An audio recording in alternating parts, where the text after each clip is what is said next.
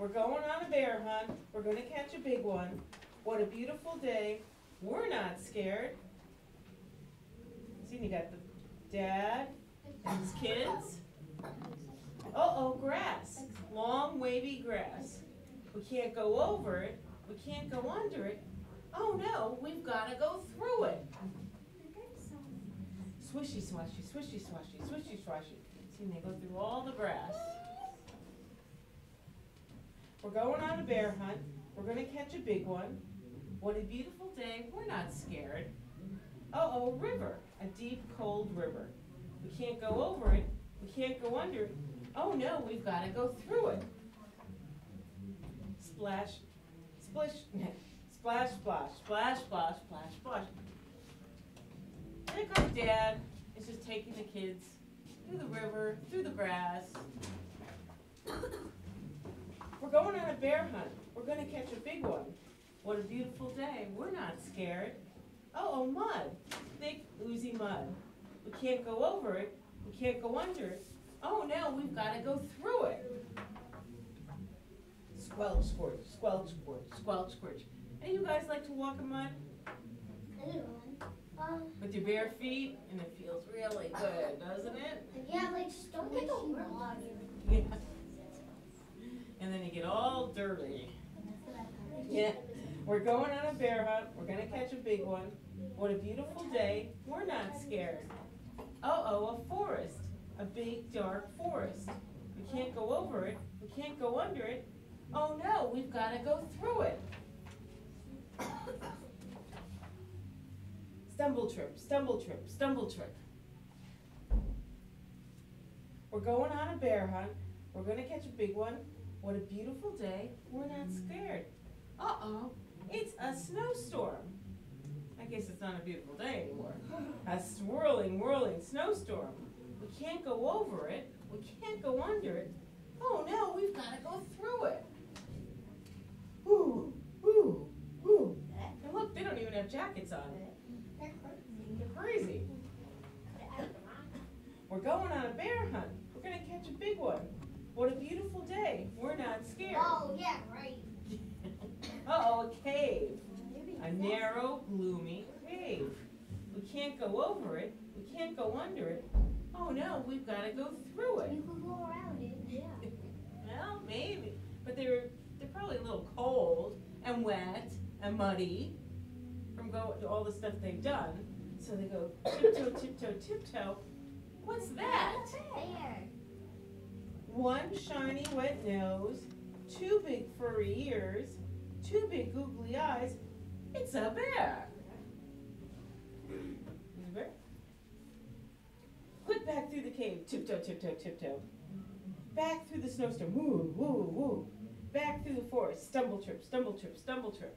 Back through the mud. Squelch, squirch, squelch, squirch. Back through the river. Splash, splash, splash, splash. Back through the grass. Swishy, swishy, swashy, swishy, swashy. Get to our front door. Open the door. Up the stairs. Oh no, we forgot to shut the door. Back downstairs. Shut the door. Back upstairs. Into the bedroom. Into bed. Under the covers. We're not going on a bear hunt again. They weren't scared. Well, what would you feel like if you saw a bear? I would get a bow and arrow. No, poor bear. You have to kill the bear. It might take more than a bow and arrow, though. Yeah. I tried to get a gun out of it. A nice bear coat. All right, have you ever seen bearskin rugs they used to have? And then the other book is Madeline, which I don't know about for our boy here, but was always a favorite of the girls, right? Yeah. Do you like Madeline? Yeah. Any of you seen the movie? I've seen the book. You did? I think I have. Yeah, they took the book and added a bunch of different adventures for Madeline.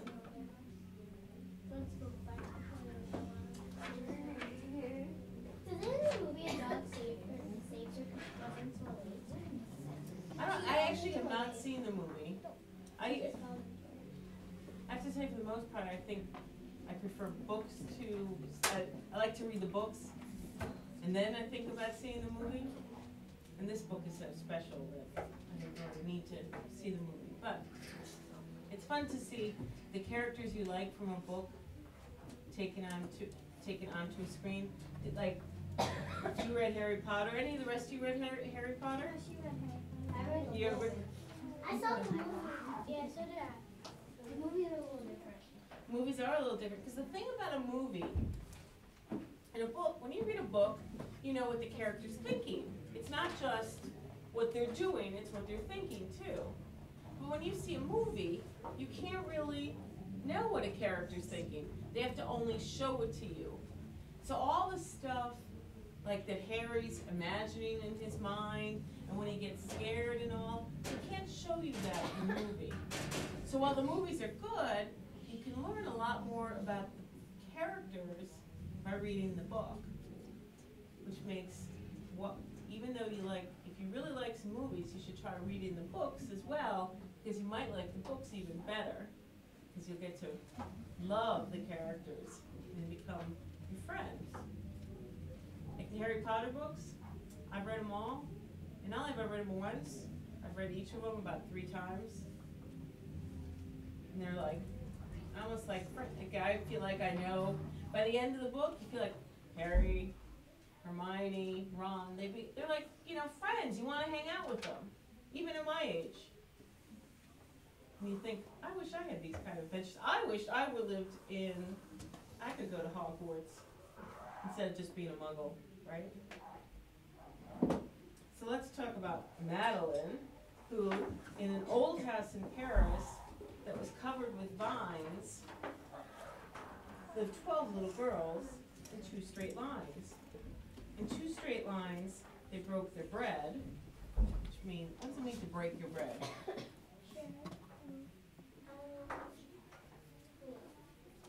When you break bread, what does that mean? It means to eat. It's an old expression, meaning when you sit down at a table and you break bread, it means you're starting your meal. Oh.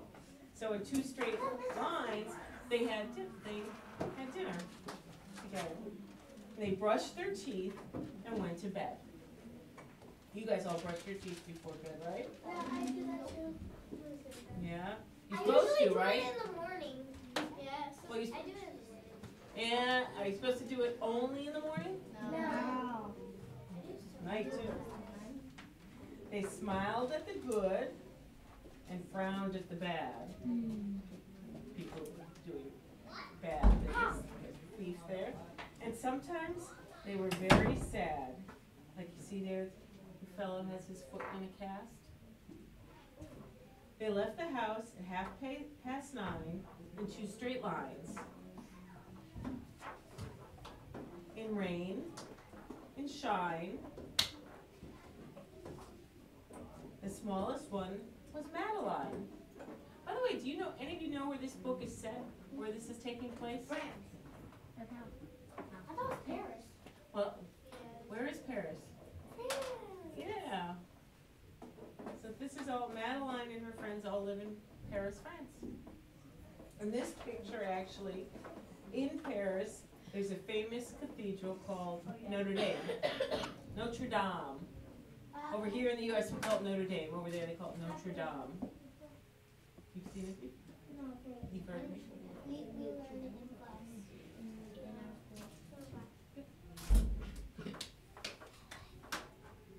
Madeline, she was not afraid of mice, which, can any of you say that? Yes. Yes. Yeah, I can't. I hate mice. She loved winter, snow and ice. She would like it around here, right? To the tiger in the zoo, Madeline just said, "Pooh pooh." Of course, he was in the zoo. It's not like she's out with him, in the middle of the jungle saying "pooh pooh." I don't think she'd be as cavalier then. And nobody knew so well how to frighten Miss Clavel. In the middle of the night, Miss Clavel turned on her light and said, "Something is not right." Little Madeline sat in bed, cried and cried, her eyes were red. And soon after Dr. Cohen came, he rushed to the phone and dialed Danton 106. Nurse, he said, it's an appendix. What's appendix? I was just going to ask, anybody know what an appendix is? An appendix is a little thing that's, I think, right about in here, inside your, like right inside you, and it has no use whatsoever, as far as they can tell, in your body. It's in your body, but doctors have no idea, and scientists have no idea why it's there. It's just, why? they don't know. They think it's left over from thousands and thousands of years ago. But it's still there, and in certain people, it gets inflamed, and the doctors have to take it out. And that's what Madeline is having. The doctor thinks it's her appendix. I also want to tell you, see, this. First of all, you see the doctor's dialing a phone attached to the wall. How many of you guys still have phone, what we call landlines? Absolutely. I used to have it. Yeah, these days most people only have cell phones, right? Or portable phones. You don't have a phone that's actually still stuck on a wall? I do. Well, I don't. And it used to be, he dialed, they said Danton, he took the first three letters, D-A-N, and then 10-6. It used to be when you went to make a phone call in the old days, your first two numbers, you ever noticed if you looked at a phone and you see each number there's like 3 letters with the number? So you can make little names from the letters with the numbers. And it used to be all around here, all around the United States, that phone numbers didn't start with numbers, they started with names. So actually, any of you ever see, you know where Walton Davis is, the moving company there in Locust Valley? Yeah. You know, right by Barney's restaurant, any of you guys know that? Yeah. There's a moving company there. Oh, yeah. Next time you go by there, on their wall, it says Walton Davis Moving Company, Oriole 6, something, something, something. And you know what Oriole 6 means? You take the first 2 letters of Oriole, which are O and R, and if you look on a phone, the O is with the 6, and the 7 is with this, and the R is with on the 7. So what they're saying is the number is really 676, but in the old days, all the phone numbers around here used to be Oriole 4, Oriole 6, Oriole 1, which would be 671, 674, 676. It's a little bit of history. Next time you go by the moving company, look up on the wall and you'll see it. They've been there for close to 100 years in that location. I know a place. So, Madeline, the doctor thinks she's got to get her appendix out. Everybody had to cry, not a single eye was dry. Madeline was in his arm, in a blanket, safe and warm. In a car with a red light, they drove out into the night. Anybody been in an ambulance? I hope not. Yeah. You have? I've never been in one. Good. That's scary, right? Scary. Madeline woke up 2 hours later in a room with flowers. Madeline soon ate and drank. On her bed there was a crank. You know what the crank was for? Put it up so that's up her feet. Yeah. Put it up Elevate her feet. Yeah. Nowadays you push a button, but back then you had to crank the bed. Yeah. And there was a crack on the ceiling, had the habit of sometimes looking like a rabbit. Outside were birds, trees, and sky, and so 10 days passed quickly by. She would stay in the hospital 10 days.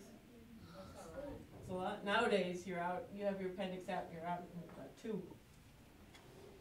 One nice morning, Miss Caldwell said, "Isn't this a fine day to visit Madeline?" You see, they all got on the bus, stopped at the flower stand. Because what do you bring to people in the hospital? Flowers. Or candy, or balloons. Visitors from 2 to 4, read a sign outside her door. Tiptoeing with solemn face, with some flowers and a vase. In they walked and then said ah, when they saw the toys and candy in the dollhouse from Papa. Papa, because they're French, they say Papa.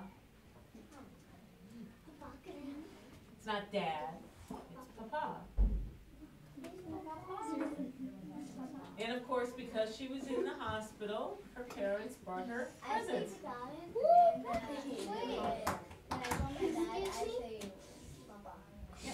Yeah, Italian. And I would be Nona. Yeah, that's my Exactly. But the big, isn't she starting like a pastor? well, it seems like they don't make it clear, but it's, you would think it is, but what it, actually she's in a boarding school. So she's in a special school. So she's just not, she's going to school there and not living with her parents. But the biggest surprise by far on her stomach was a scar. Of course, where they took out her appendix. Yeah. Goodbye, they said, we'll come again. And the little girls left in the rain. They loved it? They left in the rain. So they went home and broke their bread. They had dinner. Yeah. They brushed their teeth and went to bed. In the middle of the night, Miss Cavell turned on the light and said, something is not right. And afraid of a disaster. By the way, did anybody, can you tell what she's doing here? What is Miss Cavell? Do any of you guys know? She's washing her face. No, she's brushing her teeth. She's actually, what she's wearing is called a habit. She's a nun. Miss Cavell is an old-fashioned nun. Any of you guys know what a nun is? Yeah. It's like, I don't know. A nun is like a lady that like wears like this one kind of clothes and she prays to God. She works, nuns and not just as priests help serve God, nuns serve God too. And usually what nuns do is teach. And in the old days like this, they wore their uniforms, covered their hair, and wore dresses all the way to the floor. If you go to Italy, you'll still see some dresses, some nuns dressed like that. Nowadays, if you see a nun around here, they look almost like everybody else. But Miss Cavell is a nun at a school in Paris, and so she doesn't sleep in her habit, because that would be a little uncomfortable, but before she goes out, she's got to cover her head. That's what nuns used to do. So Miss Clavell ran fast and faster, and she said, please children, do tell me what is troubling you. And all little girls cried, boo-hoo, we want to have our appendix out too. Ew. You know why? She had her appendix out and had candy and flowers and a big dollhouse, so they were jealous. So Miss Cavell said, good night, little girls. Thank the Lord you are well, and now go to sleep, said Miss Cavell. And she turned out the light and closed the door, and that's all there is. There isn't any more.